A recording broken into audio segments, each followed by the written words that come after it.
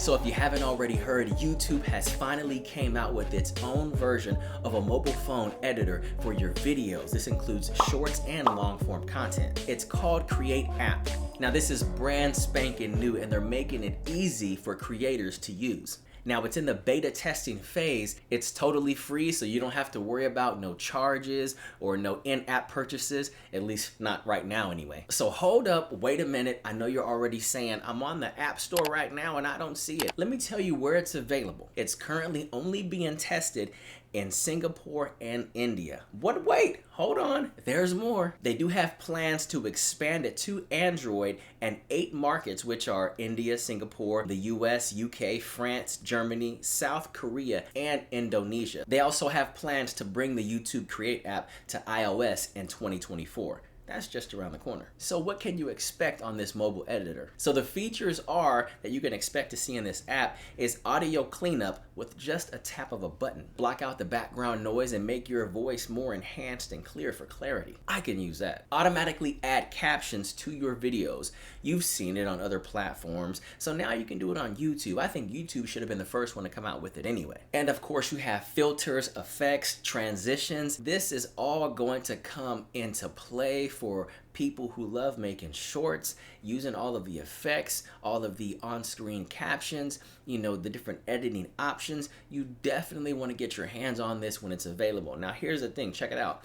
I grabbed my Android tablet, my Samsung, and I looked on the Google Play Store. Obviously it's not there because they haven't rolled it out to the US, but this house is all, you know, iOS, and so I ran quick to go get it, and it's not on there yet, so I tried. Now what excites me is you will have access to all the royalty-free sounds that you currently have access to when you're creating your long-form YouTube content.